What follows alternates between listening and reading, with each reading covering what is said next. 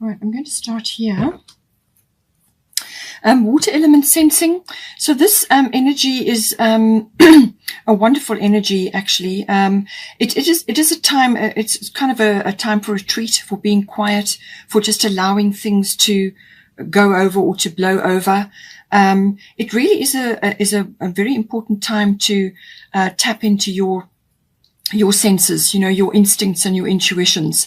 It's also a time to pull back your energy, because your energy may be low.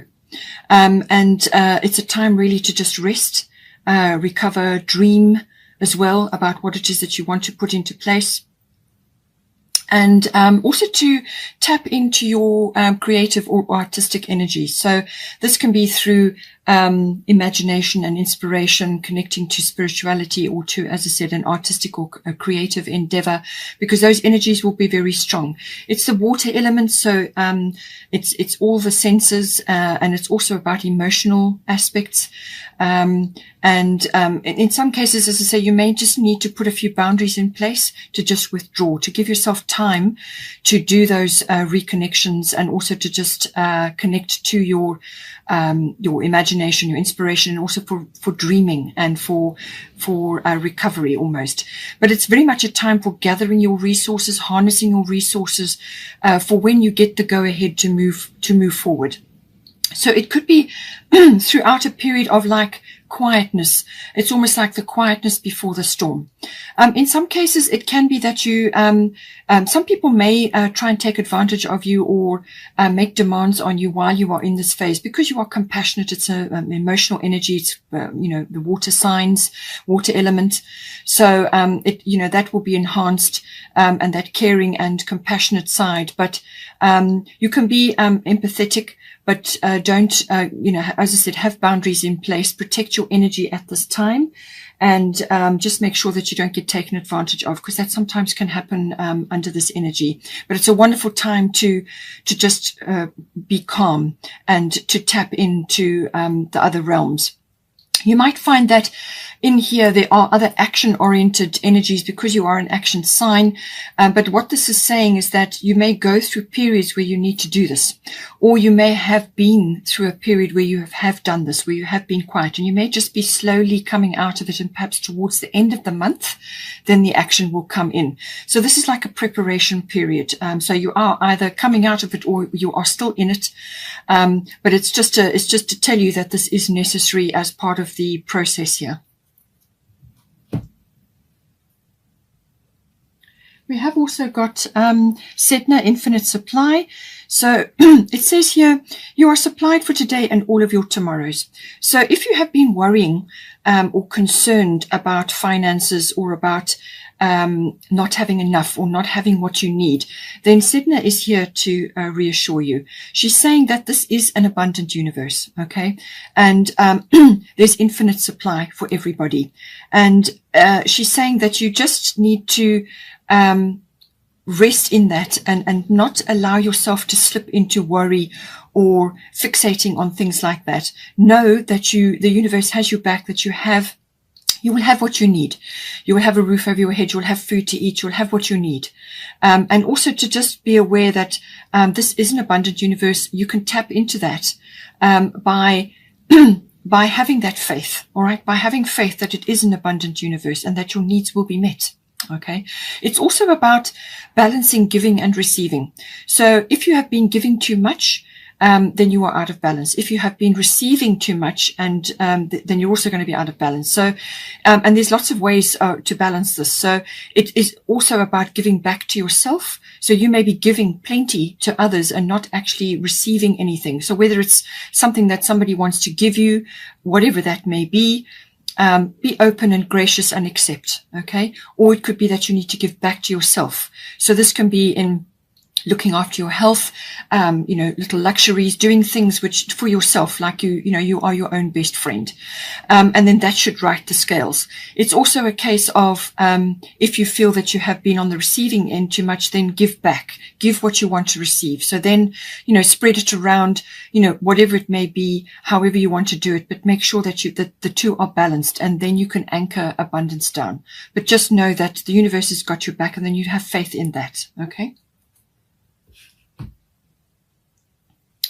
All right, so we have got here the 10th house. So this is about career, fame, reputation, public status, all of those things may be coming in for you. It's also about authority figures. So this can be somebody in your life who is an authority figure, or it could be a parent, it could be somebody that you work with, or it could be a friend or somebody that you look up to. It could also be an authoritative institution. So this may be like a government situation or a military or something that has power and is authoritative. So any one of these aspects coming in. It can also be about becoming mature and making something official in some way. That can also be coming in with the 10th house. So now we have got here Mercury, mind, and then we've got bold, Freya. So Friday is named after her, but her energy is this very progressive, very bold energy. She has wings on her helmet, and she has the wisdom of the cat behind her, crystals and so on. So she's really tapping in all round. It says, unleash your adventurous side, take risks and be daring. Okay, so don't be afraid to do that. Normally with Aries, that wouldn't be the case, but you may just be, after this water element card, you may just be hesitant at this point. Or you may just be waiting for the right time. Okay. So it's saying, it could be, it's a very flirtatious energy that she emits, but it's also very bold and adventurous. So this is about stepping out, and it could be out of your comfort zone. With that solar eclipse, new moon solar eclipse, it could be that it could push you out of your comfort zone. So it's about stepping out of that and going for it, but also it's a very flirtatious, very, loving yourself energy. Love yourself, and that is what you will project at this time. It could also be that you need to be bold in going after something in this that's coming up for you in the 10th house. You also have Mercury, mind. This could be a number of things coming in for you. It can be saying that bring humor in. Okay, bring humor in to your situation. Don't get overly serious, which sometimes can happen with the 10th house. Have fun, be bold, get out, go and do things, and love your body, love your energy, and be flirtatious with your energy. So it could be that as well. There could be a lot of communication coming in with the Mercury energy. This is quick wit. This is quick thinking, quick on your feet. It can also be, whether you are giving this out, perhaps discussing things with others or projecting this energy outwards. But it can also be that you are receiving news or you're hearing things. In some cases, it can be like gossip, so just take the high road in that case. But this is usually about discernment. It's about using your mind to work things out. You use your heart to make decisions, but you use your mind to weigh things up, to sift and sort and formulate. And this can be around figures. It can be around words. It can be anything to do with communication that Mercury rules. Mercury is the messenger of the gods. So it's also about that analytical ability. It can also be about the internet and communications of all kinds, using electronic communications or media. There's lots of ways that this can come in. It's also it's got the energy of truth as well. So you may be hearing truth, or you may be living your truth. And I feel that that is the case here, especially with Freya. You could be really coming into your own with this card.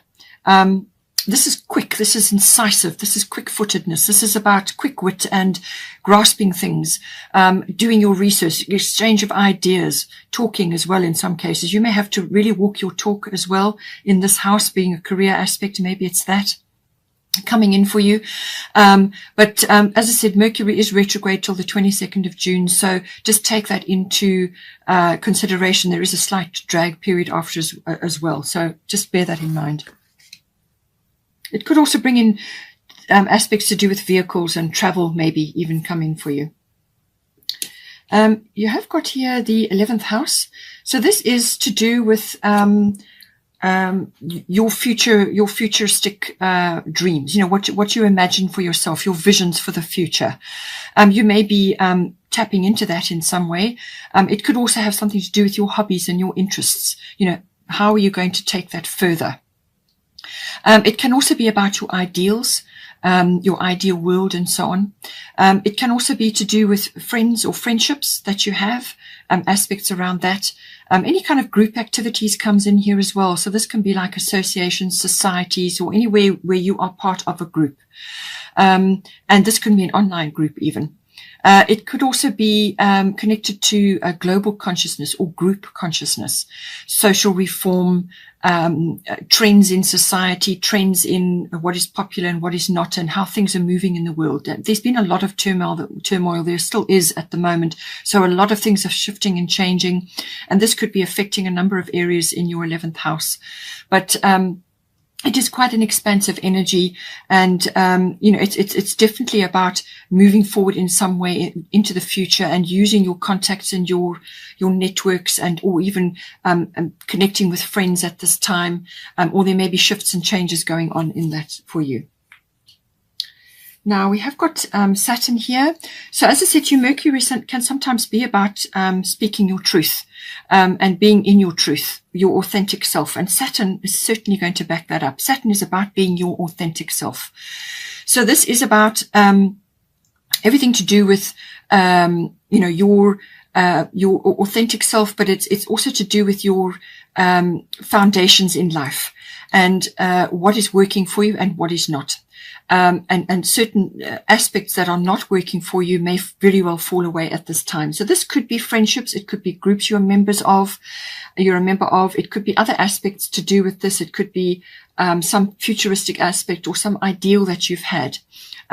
So you may be taking a very realistic look at all of these aspects around you at this time, and coming to certain conclusions, or certain things may just occur. But if anything is wobbly or has a weak foundation in your life to do with this house, then Saturn will place too much pressure on it, and it will simply fall away. But it is also about bringing in rules and systems and structure and discipline in some cases. Some of it can be karma. So all of these aspects come in, just apply it as you need to in this 11th house.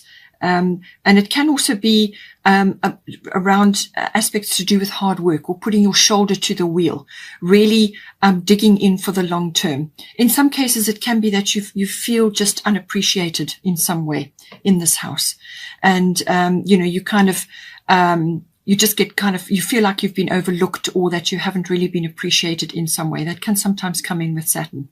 But the wonderful aspect of Saturn is whatever you create under the Saturn energy will be a very strong foundation. It will have very strong roots, and it will stand the test of time. It's a slow-moving energy, but what it does is it forces you to build brick by brick.